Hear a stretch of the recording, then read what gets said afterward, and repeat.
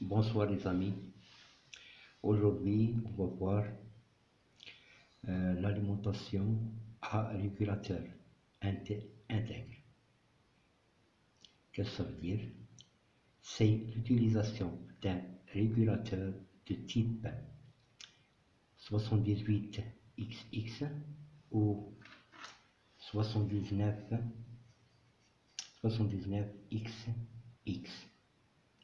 Le XX peut être, par exemple, 0,5, 0,9, 12 ou 15. Donc, on a le 7805, 7809, 7812, 7815. Et de même, nous avons le 7905, 7909, 7912, 7915. Qu'est-ce que ça veut dire tout ça? Il s'agit d'un régulateur, comme celui-là. C'est un régulateur à 3 pattes. Ça ressemble à un transistor, mais c'est un régulateur de tension. Continuons l'explication. Le schéma avec un 78XX est comme tel. Regardez bien. Donc,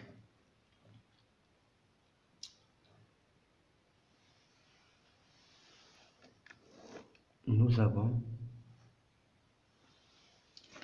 un transformateur de courant AC. Ça veut dire il se branche sur le 220 volts et à l'extérieur il y a une tension inférieure qu'on désire, par exemple 5 volts, 9 volts, 12 volts, 15 volts, etc. jusqu'à 38, même 40 volts. Deuxième chose, il y a le pont de diode. Le pont de diode, c'est un redresseur de tension alternative. La tension alternative est redressée du AC vers le DC. Donc AC alternative, et nous allons avoir un DC. Après le pont de diode, je vais vous montrer. J'ai trouvé une plaque sur laquelle j'ai laissé les 4 diodes. Ça, c'est le pont de diode. Et j'ai gardé les pistes sur lesquelles je pourrais installer les condensateurs et installer le régulateur de tension que je veux.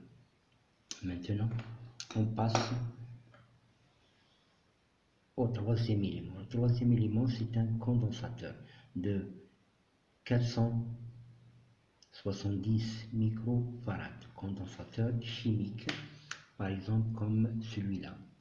Donc ça, c'est un gros condensateur de 220 microfarads. Je ne vais pas l'utiliser, mais juste pour vous montrer qu'il y a des condensateurs qui peuvent ne pas claquer jusqu'à 400 volts.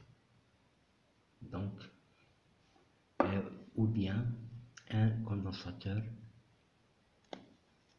plus diminué dans le volume, son volume est un peu, donc c'est 100 volts. Donc la tension de claquement, si elle dépasse 100 volts, donc 220 microfarads, 100 volts. Pour le régulateur, voilà, le régulateur, il est comme ça. Donc il y a 3 caractéristiques. Donc il y a l'entrée, le commun et la sortie. Donc c'est même structure. Donc l'entrée, le commun et la sortie. Après, si par exemple j'aurais peur que le régulateur chauffe, donc je vais le mettre sur un support en aluminium, un support en aluminium qu'on le placera comme ça et on va le fixer sur la plaque pour qu'il dissipe la chaleur et le régulateur ne chauffe pas, il ne claque pas.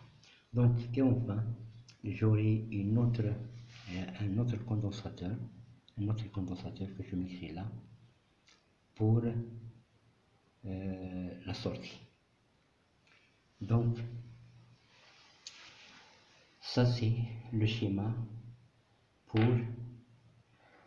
faire une alimentation à régulateur intègre. Maintenant, j'ai le choix, j'ai trouvé deux transformateurs. Voilà le premier transformateur, donc je vais écarter ça. Donc voilà, j'ai trouvé le premier transformateur et j'ai un autre transformateur là. Donc il est un peu puissant, donc il n'est pas comme l'autre, mais j'ai pas encore décidé lequel je vais utiliser. Donc à part ça, ce que je veux vous dire que c'est ça sera la première méthode, le premier type méthode. Donc on pourra faire je pourrais faire une autre alimentation à régulateur intègre.